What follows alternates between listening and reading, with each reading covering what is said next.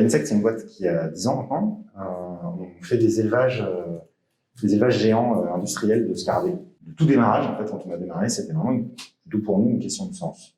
Et à l'époque, il y avait une question, donc en 2010, qui était plutôt orientée autour de on va être 10 milliards et comment on nourrit cette planète-là. Donc il y avait un espèce de contexte un peu bizarre, un peu contre-intuitif, qui était waouh, c'est génial, on va être 10 milliards, donc du coup, nos marchés ils croissent à une vitesse qu'on n'a jamais vue, etc. C'est génial. Et puis en même temps, mais en fait, on n'a pas assez d'azote, complètement. Et là-dessus, en fait, on est tombé sur le fait que il y avait dans la chaîne agroalimentaire mondiale, il y avait une partie entre le végétal et le vertébré qui n'était pas couverte, en fait. Donc plutôt, on va dire, mal optimisée. Et que là-dessus, les scarabées, notamment, c'est leur job dans la nature. Donc on s'est dit, tiens, comment on peut récupérer cette branche-là dans le cycle de l'azote et puis le faire quand même, on est parti de ça. Parce que ça, on se disait, ça fait du sens, c'est nourrir l'humanité, c'est notre raison d'être, allons-y. Donc on est parti de ça et on s'est dit, ok, ça c'est génial, c'est la vision, mais comment on avance, quoi. Et on s'est dit, qu'est-ce qu'on a comme outil à notre disposition. Donc tout le côté financier, on a des fonctions financières, on va dire, assez classiques, dans le sens la bonne gestion d'une entreprise normale en euros. Et on s'est dit, on aimerait bien avoir des outils de mesure du même type, en fait, qui nous permettent de piloter de la même manière ces sujets-là.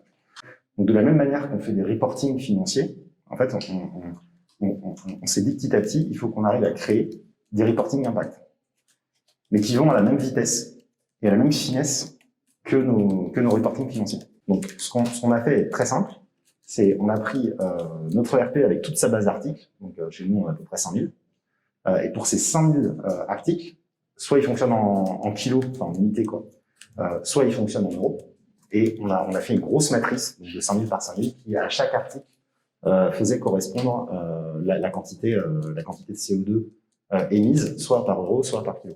Donc ça c'est déjà un super bloc, et surtout ça va aussi vite avec la même finesse que tout notre système comptable financier.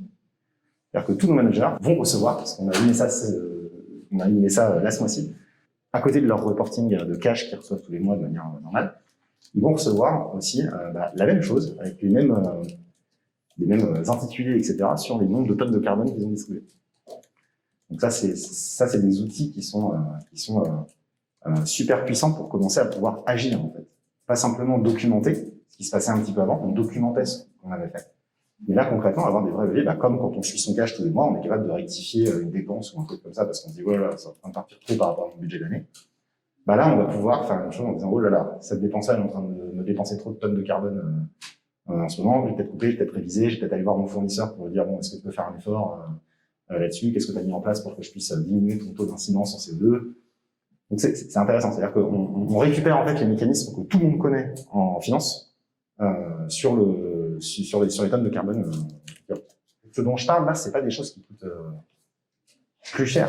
C'est juste par exemple, comment on change nos pratiques. Enfin, mon budget d'achat de coproduits céréaliers pour les insectes, je l'aurai quoi qu'il arrive, quelle que soit la manière dont je l'emploie.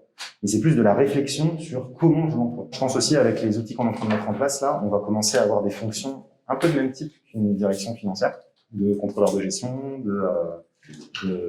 d'achat, de choses comme ça, où on voit en fait que petit à petit, là on a des reporting à faire, c'est pareil, quoi. Il y a un contrôleur de gestion qui est là pour faire les reporting financiers, on est en train de voir comment on intègre ça. Est-ce que c'est lui qui prend aussi les reporting impact, ou est-ce que c'est quelqu'un dans le département impact, voilà. Ou alors est-ce que le directeur impact, ça se met en une sorte de CFO adjoint aux thématiques impact. Ça pourrait être aussi ça. C'est-à-dire que ça fasse partie de la direction financière qui devienne en fait une direction impact.